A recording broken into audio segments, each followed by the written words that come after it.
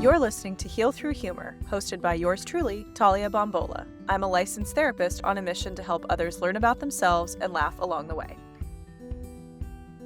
Hello, everyone, and welcome to another episode of Heal Through Humor, the podcast. Today, we have a very special guest. She is an author. She wrote a book a lot about and all about anxious attachment. So I'm going to go ahead and have her join us. Drum roll, please. And we will, if Instagram will work properly. Let's see here. Hi. Hi. How are you? Good. How are you? Doing well, thank you. I'm very excited for this. I can't wait for you to introduce yourself. Same. Thank you for having me on. This is awesome. Awesome. Take it away. Yeah.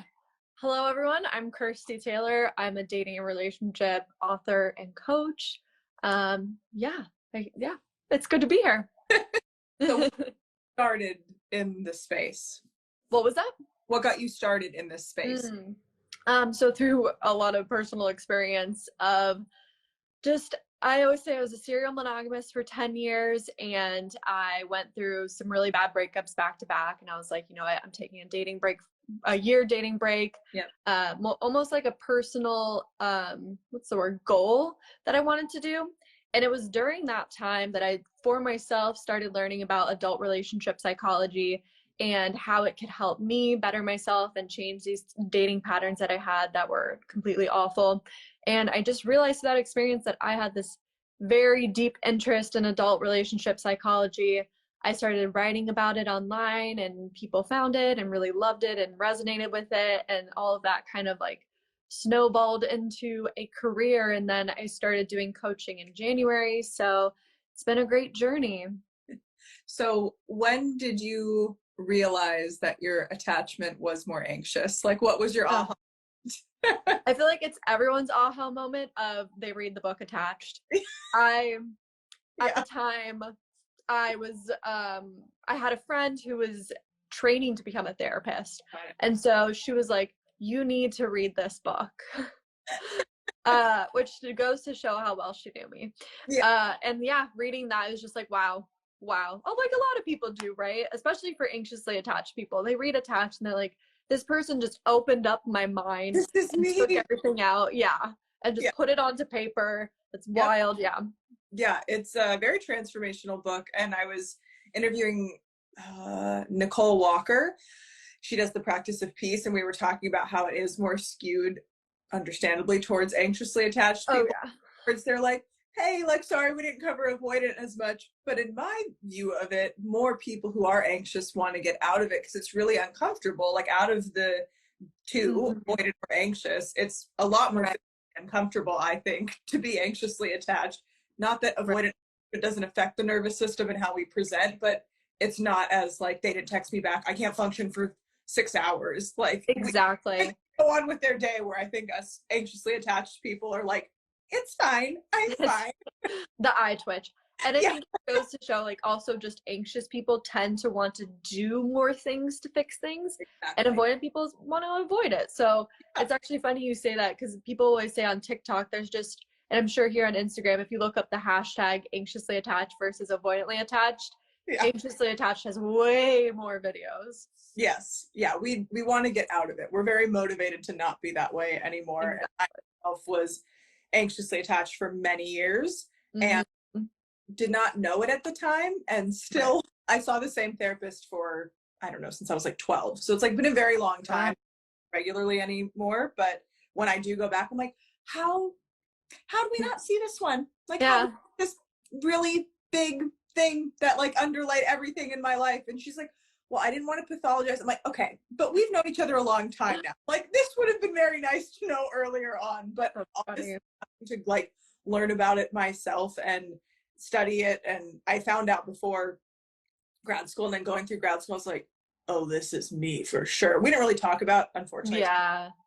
But really being able to dive in, reading the books and taking trainings and studying it and doing psychoanalysis, especially, it's like, oh, it's underlying everything, like attachment, the way that we relate to the world. And I did a Q&A beforehand, so we have some questions I can reference during the interview, but I would just love to hear more about your experience and what's helped you the most with healing it, aside from reading the Bible of attachment books, basically. Right. Which I will say, you know, and the thing about avoidance, like it's not the best for avoidance. And there are so many other great books on attachment and attachment theory. I actually think Diane Poole Heller's book is almost a little bit better than Attached. And it did come out after Attached. So it basically fills up any gaps there are and just gives a lot more like practical advice. So highly recommend. So for me, geez, you know, it's so hard to always kind of pinpoint things, right? Because it's just such a long journey. And then one day you like kind of look back or realize how you're functioning today and you're like, wow, I've changed so much. This is wild. But I think the biggest things for me were really realizing, you know, what was triggering for me, what was what was triggering for me, and then what was triggering in other people's personalities for me. Because, you know, there was a lot of work that I could do, but at the end of the day, I always say that you can't heal in an environment that constantly triggers you. Yep. So for me, it was like I started to date differently and avoid these people I was always attracted to, my type, all of that.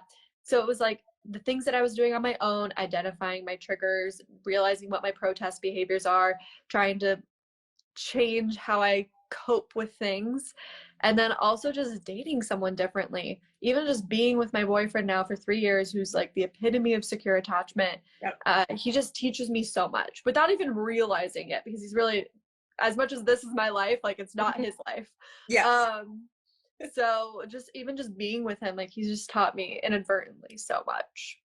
Yeah, I would say same here. I'm like, the rest of my life with you, like this is the best thing in the world. I just look at him. Yeah. Okay, so really, like nothing, no trouble. Childhood, really. Right. He's like, yeah, I'm pretty good. I'm like, oh. And I think part of us, I don't know if you ever resonate with this, with the frustration, not the protest behavior necessarily, but looking at them with like envy. Oh, yeah. Like genuine, like I get to model after this. I think that was the key to healing my anxious attachment, is like, oh, this person's not leaving. We're spending the rest of our lives with each other. Like, this is the person, we're good. They're not going anywhere. And every time the protest behavior came up, he's like, okay, like, I love you. Are you done? Like, in a way, like, exactly. He's why like, are you this? You know, nowhere. Stop doing this. And I'm like, fine. Like, even early on, I remember one time it was like a movie night and it was like not going well. And he had like just gone golfing. So he was kind of tired, and me being super anxious. I'm like, we're not spending enough time awake together. Oh, like freaking out. And he was like, yeah, it's fine. Like, I'm super comfortable around you. Like, I'm not going anywhere. I was like, okay, so you're not going to leave? And he's like, no, like, quit being weird. I'm like, okay. I'm like, that's so romantic. I'm from the anxious side, which just like, it's so nice to just finally be with someone who's just like super understanding and patient. So like, yeah, it's cool. Like, he's so even keeled. He's like the most level-headed person, and that's something that being in that environment, like you're talking about, if I were continuing to date people or had considered even marrying somebody who was avoidant, it would have been hell, I think, for a long time. Then somebody who is so secure, it's so reparative. And if I go back to being around family or friends or whoever who could activate that attachment a little bit, the anxiety piece of it, it's like, but now I've earned security. So I know what it feels. And even if this weren't meant to last, or he, you know, God forbid something happens, it's like I've healed enough that I don't feel like it would be problematic long term anymore. Because like once you get outside, it would really take a lot to get pulled back once you. Exactly. I feel the same way. I'm always like, if I got back into dating, geez, it'd be a game changer. I was there at the end, but luckily I met my boyfriend. He's great.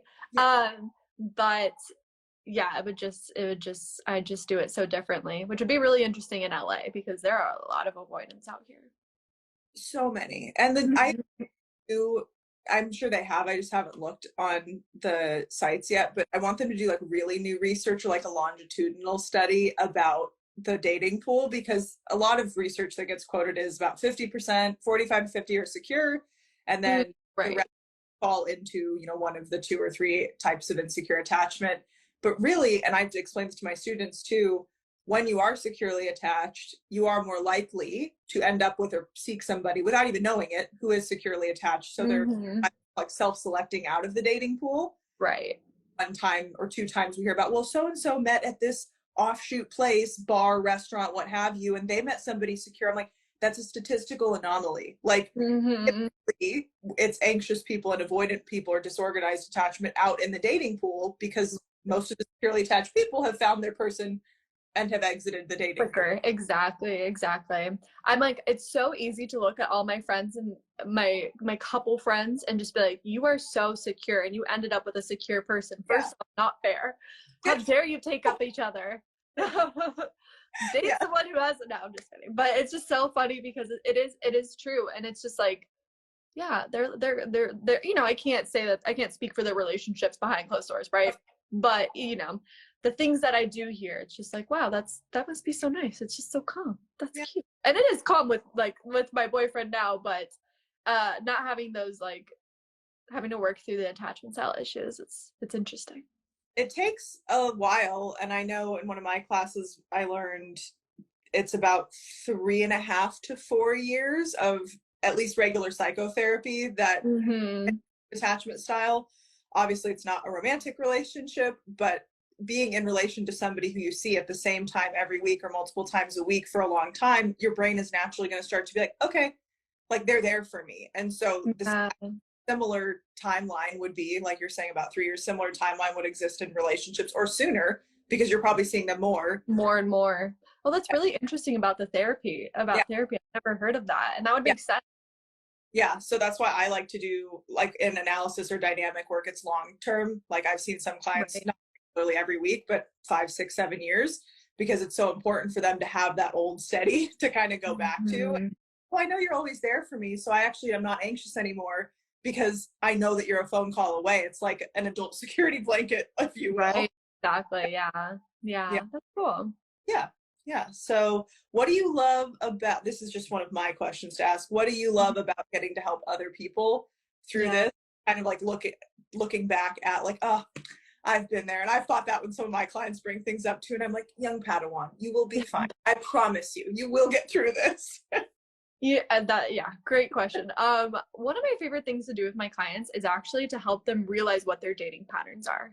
You know, just going through what their relationships have been like in the past and be like, okay, as that outside person, like, I can pick apart that, you know, you tend to actually always have one foot out the door. So you think, oh, I'm only dating emotionally unavailable people. Maybe you might be emotionally unavailable a bit on your end too. Or, you know, you tend to date this one type of person who you think is really confident, but is actually kind of cocky. And then they're like, wait, what? Whoa, I didn't realize that. And it's hard, right? Like, it's hard to see it ourselves. I went through this process on my own. So, like, helping people realize those patterns are my most favorite moments, I guess. Because it's just hard to see it when you're in the thick of it. Oh yeah. I think understandably, we have blind spots to our own, like, badness. Not that I'm calling people bad, but we often internalize it as like, wrong, this is bad, this isn't okay. And I don't want to go be curious about that. And something I like to talk about a lot is delineating, like, the question that people often ask themselves or others, or like say to others, like, what's wrong with you, or what's wrong with me? I don't want anything to be wrong, but shifting to what's going on with me, or what's going on with you or them or the pattern. It's like, oh, what is going on? And it's kind of like leaning in more to curiosity, because wrong with them. So teaching them that, being an objective source of, like, it sounds, correct me if I'm wrong, but it sounds like everybody you've dated has been this, and they kind of like line it up. And it's like, one joke I've heard is like, it's like a flow chart of mental illness, or like insecure attachment of, like, when you're everybody you've dated up from the beginning till now. Or it being like, oh, this is a pattern. And then I go back into childhood and therapy of, like, which parent was like this? Is this reminiscent of any dynamic or relationship? So it's so good to have that, both, like, the approach of both, like, where are we really going to go down this dating path? Do you want to be secure now, or do you want to continue? What's really interesting that you say that is, mostly, first off, I only work with clients who are either in therapy or have done therapy recently. And it's so interesting. And, like, I realized this after, taking them on as a client. A lot of them have a parent who has, like, bipolar disorder or borderline personality disorder. And then it clicks in their head almost, because I don't talk to them much about their parents. I get like a gist of it, Right. but it clicks in their head almost of like, we're talking about their ex and how their ex treated them. And then they're like, wait, my mom kind of treats me like this and has my entire life. I'm like, that's really no surprise there, actually. Yeah. So yeah, it's a very, even if it's not helping. Yeah. Well, that's great that you're able to work like kind of in conjunction. I think that's where we have space for both, I think, when we're helping a client, because even as a therapist, if something comes up that's like out of our specific scope of competence, we do refer out. Like if a client, I can't think, if they started having psychosis, that's not my specialty. Yeah. I would have somebody else kind of tag team in, and for you to be, I think it's like more day to day that you help clients. Yeah, day to day, and then just making goals moving forward, and like specifics on dating apps. Yeah. I would be like, oh, I wouldn't really spend waste a therapy session on like what are green flags to look for in a dating app profile. So yeah, stuff like that. But kind of on something you said before, and I just wanted to throw this out because I think it's really interesting, is like towing the line of really understanding like a lot of anxious people, a lot of content out there will always be like the other person's the jerk, the other person, the avoidants are these horrible, like villainized people. And it's kind of towing this line of like, you can have dated people who hurt you, but you could also have some faults on your own that you want to work on. 100%.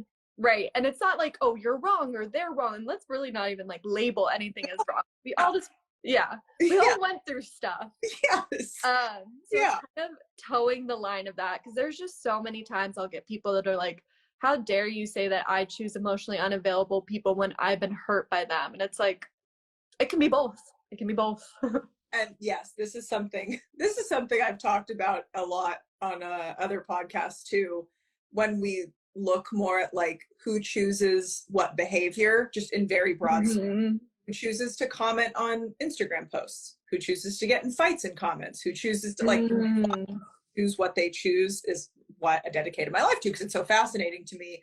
But the ones who want the healing the most are often the most easily triggered, and I guarantee this just triggered somebody, because you want to heal, but on the states of consciousness, there's something about it that makes it like, I want to get defensive and wall up because I don't want something to be wrong with me. I want something to be wrong with another person so I can escape having to take accountability, having to not be the victim, whatever it might be deep down. And how to frame it, I think, is so key. But it's not, if you say it in a kind way and the person still gets triggered, that's on them. Not to be insensitive, but it's like, okay, clearly we have some work to do if stating a observation is like tailspin, and it is towing the line of saying, this is your role in it, not fault, but role. And this is their role in it. And if you don't want this pattern to happen, and you can be in a different role. Exactly. Like, stepping out of the victim role. Yes. I have to do that with a lot of clients. And I think with anxiety separately, but also anxious attachment, it's a comfortable space, like in the Cartman triangle, the like persecutor, the rescuer, the victim.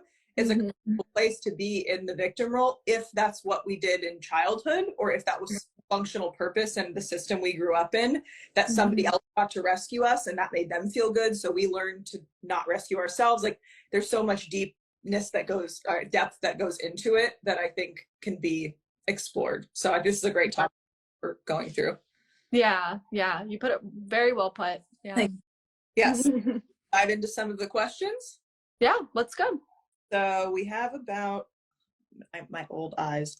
What is something you can do to ease anxious attachment to your partner? So basically, like, if you have anxious, how can we help ease it if we have it? I'm curious to hear your thoughts on this too.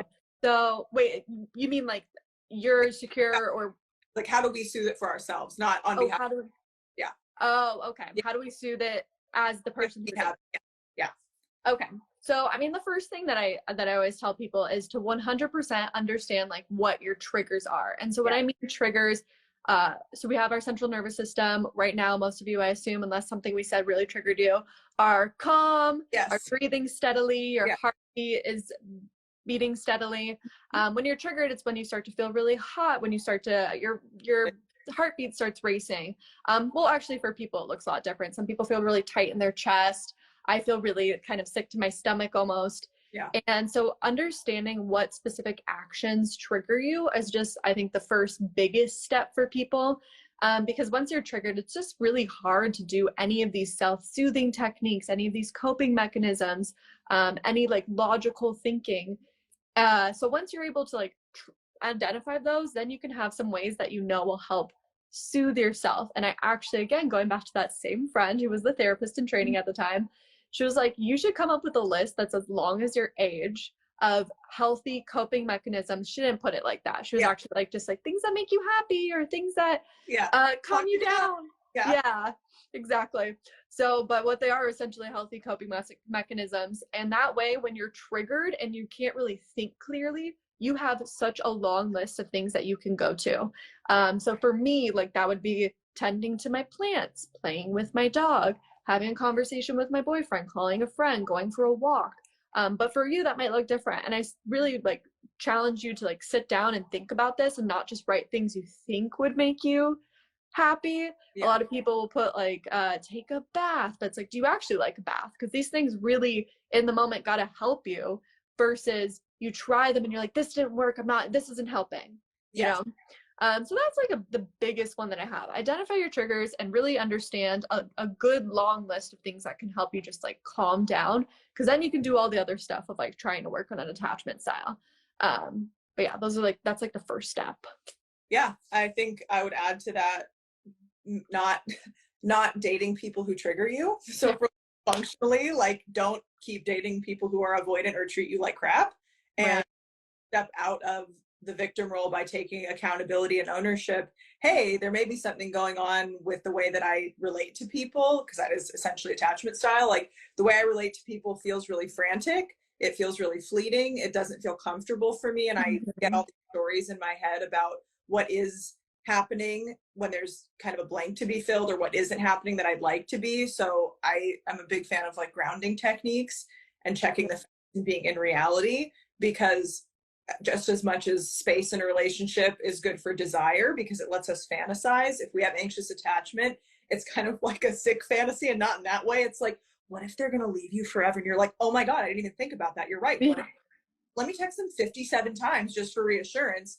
When really deeper than that, I always get with my clients, like, what's the core need that you're I need connection. I need space. I need attention. I need validation.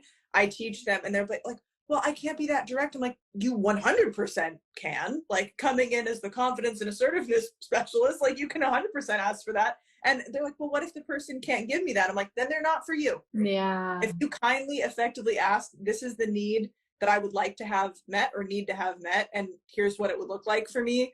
And you're basically handing them the blueprint, and they're like, no, thanks. Yeah. Why would you continue to be in that pattern? So I'm more like mean coach when it comes to that, of like, take ownership, take accountability, right, self-soothe, and give yourself forgiveness and grace. Yeah, self-compassion is so important. Happen without you wanting it. And we can be secure from childhood and have life experiences that change us, or we can be avoidant or disorganized from childhood, and again, in the positive direction, have life experiences that change us to be more secure. It sounds like you and I have had going secure. It doesn't mean it won't flare up, but having that grace of like, I'm a person learning how to do things. I'm not supposed to have it all figured out, and being kind to ourselves. Yeah, 100%. And you actually said something, and I don't know how you feel about this book, but I really love the book, Wisdom of Anxiety. And I like when you start to feel anxious or you start to feel unsure about something in dating, like send that text. Like, I had a good time on this date, or you're already dating someone, you're unsure how they feel about you. Ask them, tell them that you're feeling disconnected from them. Like, speak up for yourself, because the more that you're like, I just need to be chill, I'm overreacting, or you're just ruminating inside your head and not saying anything and like not able to sleep, that's the stronger it's going to feel. And that's kind of what you just touched on. And I really think that's just so important. And a lot of my coaching ends up being that, is like, yes, you can send the text, you can ask about exclusivity, you can ask about what this relationship is, you can ask for your need to be met from this person you've only been dating for 2 months, and decide for yourself if they can't meet it, if you want to walk away. And that's a big one, I think, for anxiously attached people. walking away is just the hardest thing ever because we're scared of being alone. We're scared we'll be alone forever. Yeah, and I think there's like you mentioned earlier, there's kind of a fine line to toe as well between self-abandonment, like pulling the ripcord too soon, like at the right. about verifying rather than waiting and going, okay, I have clearly checked the facts and verified this person can't meet my needs. I'm choosing to make an exit because I want, and like that is healthier. That's not like a self-sabotage, self-abandonment, because I think that's the key in the beginning is like, well, are they going to abandon me or am I going to abandon them first? In order to avoid the abandonment, power move, but it still ends up with abandonment if you do it too soon for not a factual reason. And I think closing that gap is very scary to be to potentially hear what you don't want to hear. But if it's so anxious and you assume or have a gut feeling that the person on the other side is going to be avoidant and not give you what you want, you may be right. And yes, it hurts, but I'd rather feel the pain instantly and move on versus string it along for 2 to 3 months. And meanwhile, build this narrative about whatever I'm dating or whoever I'm dating. And then that becomes my new blueprint. And then every guy or every girl is going to do what that person did. Right. So then this makes me think of something that I talk a lot about, mostly on TikTok, because it was a TikTok trend for a while. What do you think, and have you heard of the phrase, if they wanted to, they would? I actually did a couple posts on this. I did a series on it. I think desire and ability are two different things, and capability is a different thing. And I also think that the trend, I saw one of them, it's like, but I want to and I'm not doing it.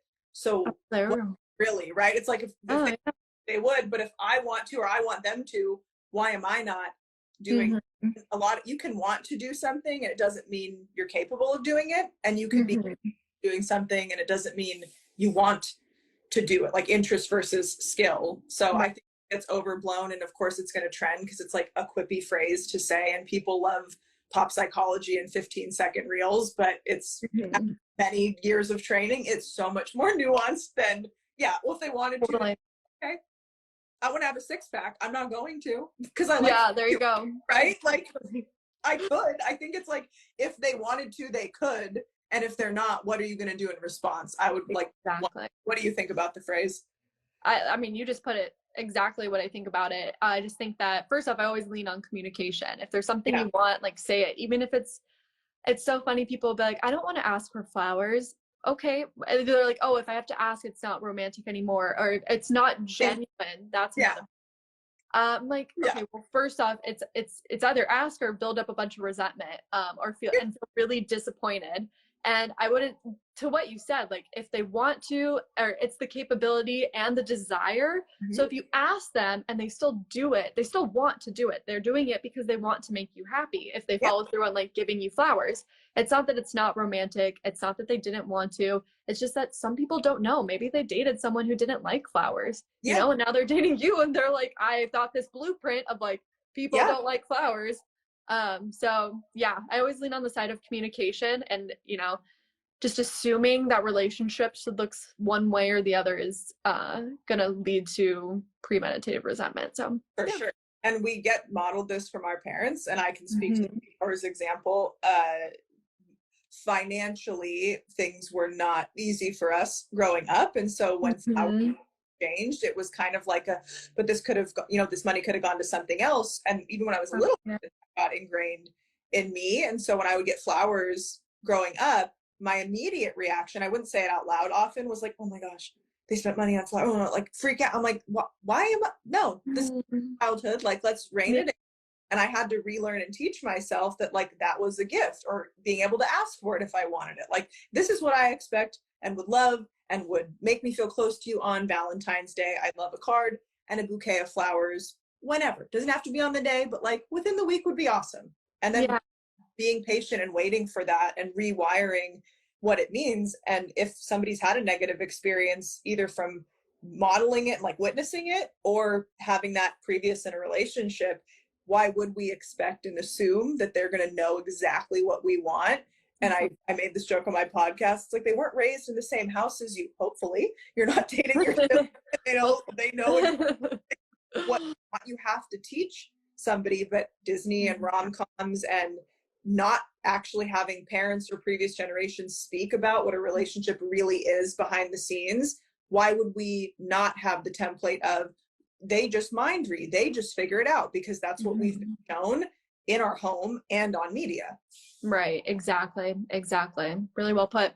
And then that's not to say, okay, then you speak up, you let them know what their need is. They're not meeting it. You ask why they're not able to meet it. You have a conversation and they still are just not doing it. That's a different story. Then that's like, okay, you spoke up. They know. You helped them figure out this problem. They're still not putting in the effort. Because I get that question a lot too. It's like, well, how long do I ask for a need before I'm like, this isn't happening? So as long as you communicated it, kind of helped figure out a way that they can solve it. Because again, they might know you want more words of affirmation, but to them, they weren't born in a household where words of affirmation were given. Yes. So it's like, how can I help them meet that need? I've helped them. They're still not putting in any effort. Okay, do I want to be in this relationship where this need is not met? And that's for you to decide from there. Yes, and give the person time. This is women differ in our brain structure because of testosterone and estrogen and like the how much we have of each of it at any given point, that you have to give the person time. So if you're an anxiously attached woman listening to this and you're trying to talk to your dude and you're like, I want more words of affirmation. I teach people words of affirmation for me looks like, and be very explicit. Like, tell them what phrase you want to hear, like coach them on how you want that to look, and then give them space. 1 month, a couple months, depending on what, the other factors are in the relationship. If that's the one thing that you're like, gosh, this would be even better, let me give the person an opportunity. Don't place your anxious timeline on their behavior, because women are very motivated to not be in the out group and not be socially outcast. So if somebody says something's wrong or you need to fix this, we'll do it immediately, because otherwise it feels like death. And biological evolutionary times, it was like, if you were out, goodbye, you're not getting help with the tribe. And so now our more evolved brain, when we bring that up to our partner, it's like, well, they didn't do it. I'm like, when did you ask? They're like 3 days ago. And I'm like, maybe they've not behavior their whole life in 35 years. Could we give them maybe a little more time than 3 days? Like, unwire a certain pattern and relearn the way you want it. The grace that you extend to yourself needs to be extended to your partner too. And yes, if they're every opportunity they have in the next month to 3 months, they dash it and they don't do what you asked, yes, then you can have that different conversation. But don't be so quick to be like, well, I told them. You also have to give them time to do what you ask. Exactly. I think that's a really good one. And also give them it's like training, I guess, training a dog. Give them positive reinforcement when it happens. They do it. Yes. Because I use this example because this is what my boyfriend and I work on. Like him and his parents, I know his parents, like we're really close. I love them, but they're not words people. They never have been. And so he's not used to it at all. And he's still not great at it. And we worked on it for a year, but he tries, and I love the effort. I'll be honest, he has alarms on his phone that help him to remind him. Perfect. And to me, I'm like, that works for us. That works for us. Some people will be like, it's not genuine. No, it is genuine. It's just what he needs to create a habit and a new way of showing love to someone. And I'm okay with that. That's something I'm willing to work on him with. So, yeah.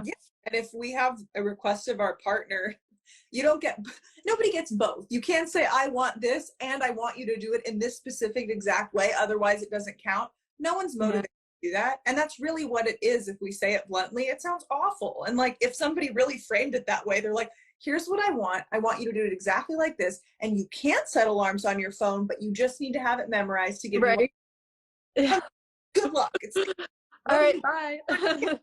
What you want, or do you want the person to be able to give you what you want in their own way and learn how to be a partner rather than this person just being like a clone of you, essentially? Yeah. And it's just a really good practice of forming a long-term relationship with someone, right? If you imagine you'll be with them for decades, this is not going to be the only issue that comes up. No, definitely. And it's not going to be the only issue that's going to need a lot of time. So it's just a good practice of learning that patience, learning how to work together. And honestly, you'll come out way stronger if you can communicate through something like this. So true. Very true. I love that advice. All right. Shall we do another question? Yes. Let's take a look here. Some of the ones that we got are talking about the difference of it being in an intimate romantic relationship or a friendship. So like, I'm anxiously attached with friends, but not romantically. Been married 17 years. Well, that's probably why it's not, because you have so many years under your belt to reference. Or what does it look like in friendships or in parent-child relationships? I feel like we could do a whole other episode on some of these. Right. Because they're so in depth. But yeah, what would you think the differences between seeing anxious attachment in friendships, or how could it look in friendships and relationships alike? Yeah, I mean, I actually see it as being almost similar in a sense. It's that need for connection, it's the need for validation that the friendship is still doing okay. It's the need, it's usually, it manifests in like, I need to hear from my friend at least once every hour, or I need to be talking to them every day, or they're my go-to self-soothing person in a sense, like something's off, like they're the person that I go to right away. Yeah. And so it can manifest in like these same exact ways. You might hang out with them, leave, and be like, oh my God, do they hate me? Do they want to not be my friend anymore? Am I going to get a text from them one day and they're like, I don't want to be your friend anymore? And that again is going to be based off of potentially like how your relationship was with your family and everything, but it could be from a very traumatic ending from a relationship or a friendship in your past. And that could have happened in kindergarten. That could have happened in elementary school or in high school. I've had some friends that just suddenly, out of nowhere with no explanation, have cut off friendships. So working on female friendships is something that I personally am constantly going through is my own journey. I wouldn't say I'm actually anxious. Maybe I'm more like avoidant with female friendships because of this past trauma that I've experienced in a sense. So it just manifests in a lot of similar ways. And, but it can be a little bit more confusing because you might be able to justify these feelings more with a romantic partner, but with friendship, it's a little different. Yeah. Yeah. I also think there's intimacy meaning closeness. There's intimacy, Mm-hmm. like there's might be close proximity, frequency of seeing each other and communicating, but it doesn't push on your system the way that a romantic intimate partner does. They're the closest, we talk about this in psychoanalysis a lot, they're the closest parallel relationship to your parent-child relationship, because it's the closest a person can be intimate with you. And it's not to be crude, but it's like you came out of your parents and somebody is in you. Like it's literally just that you can be to somebody. So it's going to push on you much differently, not you, but a person much differently than it would a friend. Exactly. But tendencies and the desire and need for closeness, communication, frequency, and reassurance that we're not bad, that does come up in friendships, right? Oh, they're not texting me back. They canceled plans. The thought processes are very similar, I think, but it's they impact us, and do we feel more comfortable asserting ourselves with friends?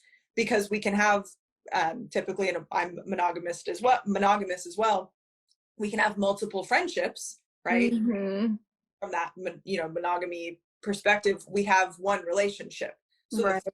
We're in that dynamic is higher because we don't want that to be threatened because it goes away and then we have no one, versus we can push a little bit more sometimes in friendships, because if we don't have that one friend anymore, sad, yes, we can make other friends again a little bit more easily, I think, mentally.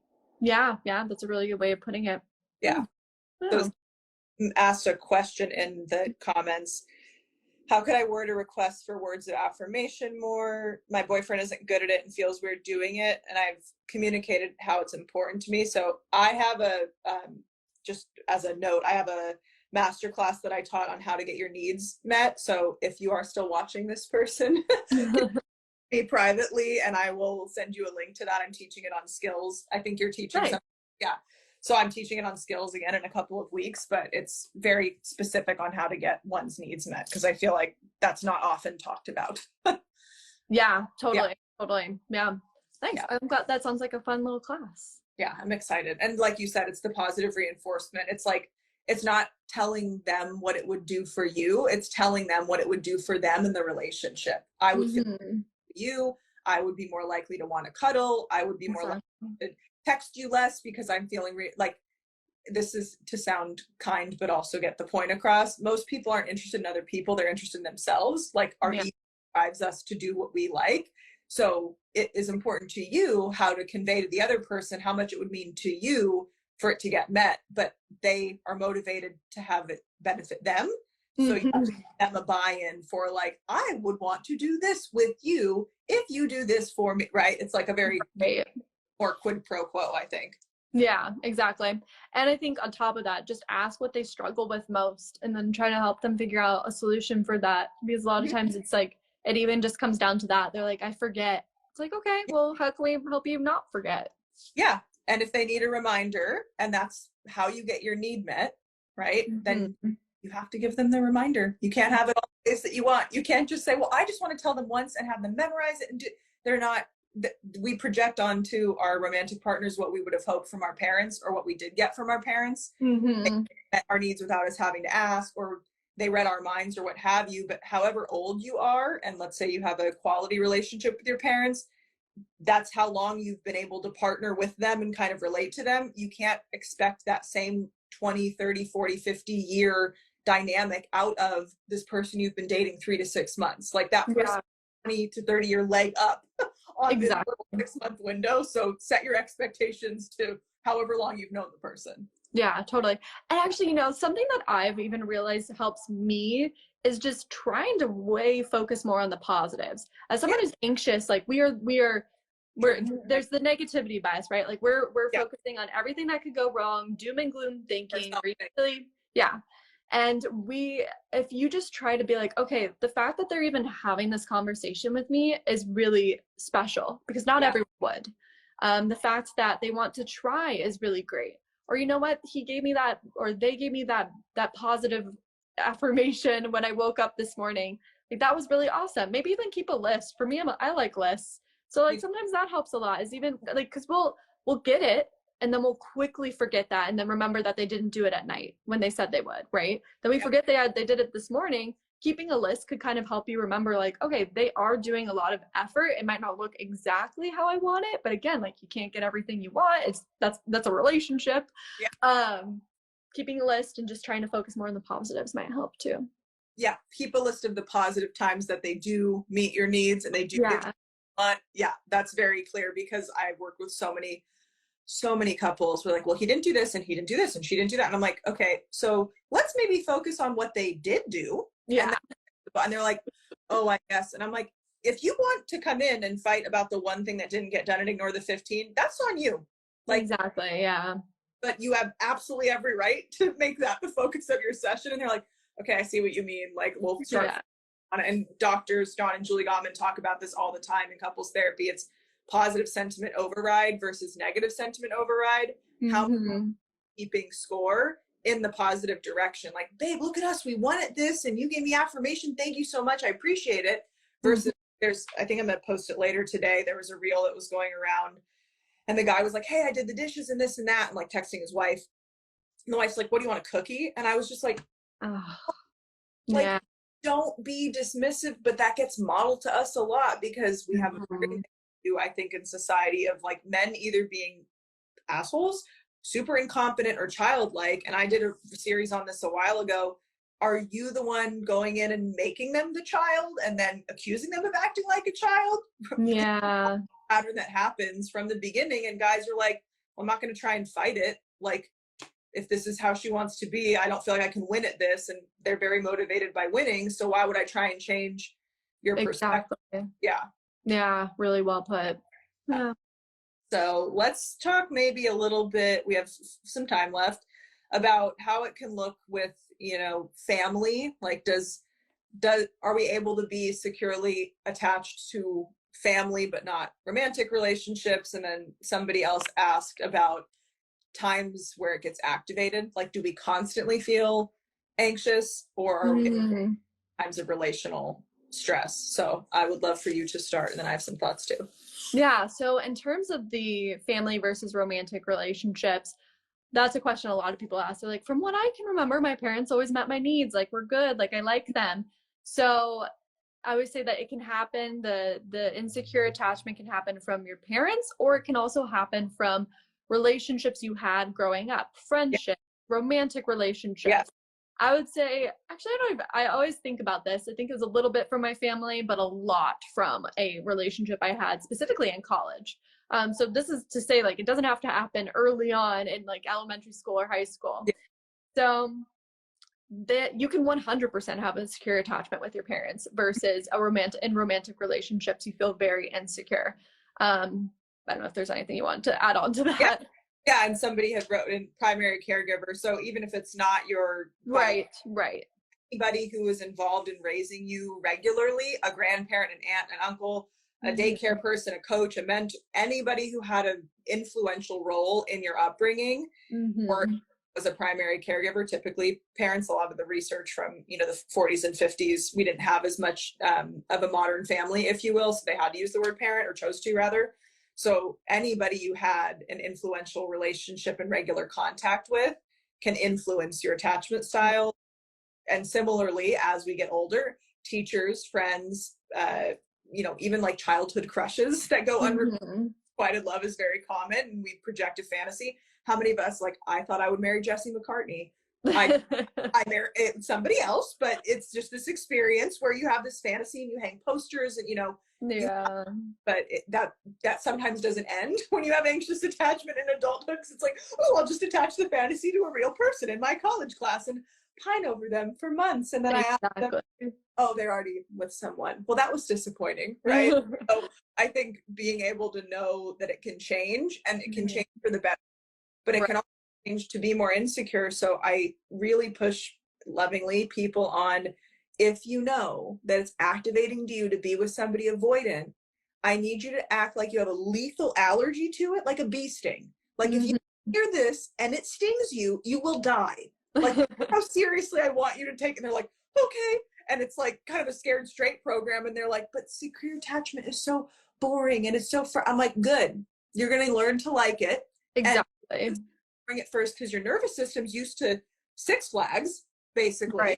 And now it's like kind of just whatever nice boat ride, if you will, at an amusement park. It's just coasting. And long term, yes, you will still have ups and downs, as every relationship does, but it will not feel like this, like a heart monitor almost on a daily basis. But you get used to that.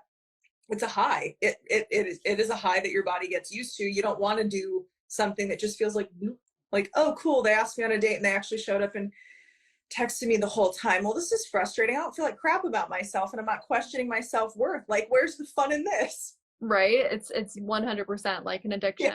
But it's like, think long term. Again, how horrible would it feel to be in a relationship like that for decades? It's not fun. So again, it'll feel boring at first, right? And I talk a lot about like the first date sparks and all of that.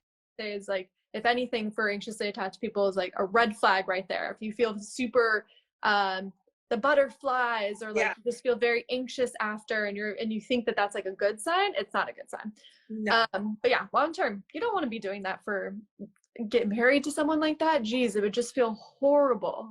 So the calmness, it'll feel boring at first, but it'll start to change, and you can create excitement in different ways too. Like, it doesn't have to be just this one way of a relationship. You're like, oh, so this is a secure attachment. Like, create that excitement in different ways. It's gonna pay off in the long run, 100%.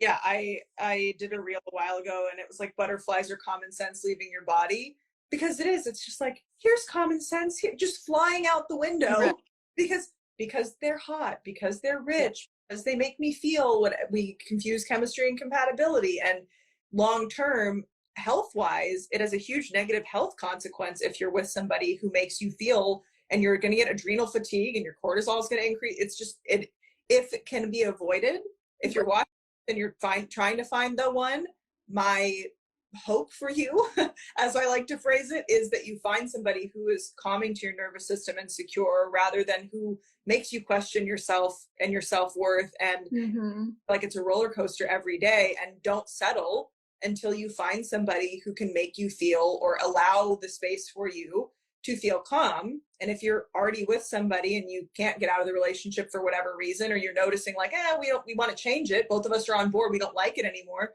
go to therapy, go to counseling, and have somebody work with the both of you on repairing and reconnecting that roller coaster, maybe tinker with it a bit. So it could be like I don't know, like 3 feet off the ground. Right, exactly. A little rickety at times, but you can get through it because you know each other versus like Supreme Scream. Yeah, exactly. I don't know what Supreme Scream is, but it sounds horrible. I think it's either Six Flags or Knott's Berry Farm, but they like shoot you up in the air. It's on like a tube basically, and then you go back down, and then they put No. you Oh, okay. That, yeah. I know those rides you're talking about. I would never. you're like, no, I'm good. No way. No way. You're like, oh, if it doesn't feel like that in the first date, I'm out. I'm like, no, you're in. You are so in. Like, Right. on the second date. I always say, like, the two questions you got to ask yourself is just, what side of myself was brought out by them, right? It's like, okay, were you really anxious for some reason? Did you feel judged? Did you feel like you were always on edge? Or did you feel calm? Did you feel relaxed? And the second one, did you enjoy their company enough to just want to spend 2 or 3 hours with them on a second date? That's it. Yeah. You know, it's like almost like the friendship, right? Like, do you even want to be friends with this person? True. That people put so much pressure on the first date. It's wild. And it's hard because a lot of other people are looking for the spark. So someone who's like, okay, I'll date differently, and then they date someone, and then that person that they were going on a date is like, I didn't feel the spark, and they're like, I'm out. They're like, wait, what? I'm trying to do this differently. But even if that person's like, I'm out, I didn't feel a connection, or I didn't feel a spark from the first date, better off not dating them, I promise you. Agreed. Yeah. I think most people could benefit from making a goal in dating be that we are similarly vested in interest, right? It doesn't mean we feel the exact same way or we like the exact same traits about each other, but are we see each other? Are we both equally, meaning we're both in it, maybe not again the same exact percentage, but it's like, oh, I'm really looking forward to seeing you is met with, oh, me too. That would be great. Versus like, yeah, like, okay, do you want to go see me? I just wrote an article about emotionally unavailable women and like signs to look for, and I kind of reworded it because I'm like, well, this just sounds pathological. Like maybe we just describe like things that could come up and how to, kind of look for it and change it. That it's not really meeting that person with enthusiasm or with excitement. Naturally, typically the person is going to be like, oh, well, that's kind of a bummer. Like, it's like when we tell somebody really big news and they're like, okay. Yeah. Like, don't want it. It's like a still face experiment redo. Unfortunately, it's like we don't want that. We want somebody to be excitable or that they can at least change their affect in response to us saying, hey, I'm really looking forward to this. Oh my gosh, me too. Or sharing the text after. That was such a great, really hope to see you again. Or I really had a great time. I wasn't feeling what I need to be feeling for this to continue is the line I tell my clients to say. And I truly wish you the best of luck because feeling this and I felt this, I'm not discounting it, but I don't want to marry this if I'm looking for. Right. That's a good way to put it. 100%. Yeah. So what would be some like a final tip or piece of advice you would give people healing their anxious attachment? Well, let's see. I feel like we covered so many different things, but the final piece of healing anxious attachment. I mean, the big one that you kind of already touched on is to have a lot of compassion for yourself.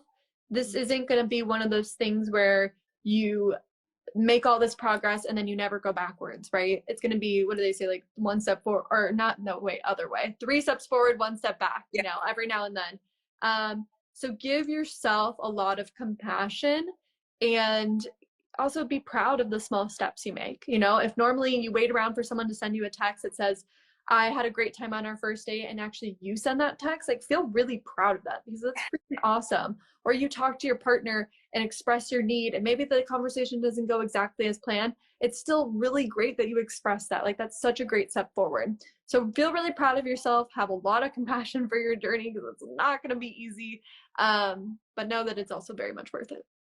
Yes, definitely give yourself praise and give yourself validation, which is secrets out, typically what we're looking for from our partner. They can give it to us in that moment. We need to still give it to ourselves. And sorry, keep going. Oh, go ahead. I did think of one more thing, and kind of what you just said of like, usually what we want is the validation or the connection.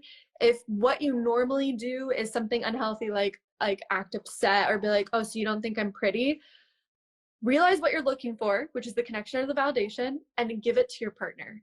Give it to your partner and see how that feels. That was a very, very, very big one. And still something I work on to this day. If you're like, I want connection, be like, hey, can we spend dinner tonight doing some activity together? Or you want the validation, let your partner know how much you love them. And you'd be surprised how giving can help you receive or just help you feel those feelings that you want to feel. Okay, that's my one. Yes, it's so true that we want to be in the experience of it. And so it's like giving somebody a gift can also be a gift to us, especially if it's our love language, because of the excitement and the joy and potentially the gratitude we experience in response. That can be done on a small dose, case by case or day by day basis. When we share with our partner what we really want from them, we either explicitly model it for them, or we get them to join us in that experience, and give that praise and validation ensures that you'll go back for more and that you build a positive pattern in your relationship.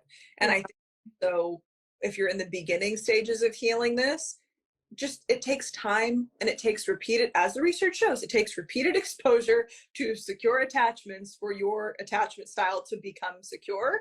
And if you are further along, right, multiple years in, and you're just like, oh, I feel like there's flare-ups, it 100% is that. Anxious attachment is like akin to a skin condition, not to discount psoriasis. It's just the first one that popped in my mind. You have to treat it when you have a flare-up, and you have to be mindful of that, and you have to be kind to yourself and limit your exposures to triggers, etc. And talk to your partner about that. Hey, I tell my partner, I'm like, my brain, I love my brain, but right now it's really freaking out, and I know it's not, but it wants it to be you because it doesn't want it to be me. And he's like, are you done? And I'm like, love you. And he's like, I love you too. I'll see you in a few hours. So being able to narrate out loud what's going on for you helps your partner to be like, oh my gosh, that's what's going on in your brain. Like, I didn't even realize that. I'm so sorry that you were going through that. I never meant to make you feel that way. What can I do instead? Well, here in the conversation, I needed a text then. No problem. I've got that. And again, settle until you find someone who can give you that. Exactly. Very well put. Yeah. Well, I'm curious if you would be open to doing another live. We got a lot of people were like, please don't make this end. Right? Yeah, this was fun. I'm so down. Cool. I can send you my link, and then we can book another time. And there's some questions. There's a couple we didn't get to answer. Maybe we do it in a reel. We can collab, and then we can answer more next live. Yeah, totally. Sounds good. Cool. Thank you. Well, and thank you to everyone who joined. Thank you to everybody who joined and is watching this. Yes, it's a second day. Exactly. It went so well. Look at us. Yeah. Oh, that was fun. Yeah, thank you for having me. This has been great. Of course. Yeah, I can't wait for the next time, and we'll be. Thank you, everyone. All right. Bye. Bye.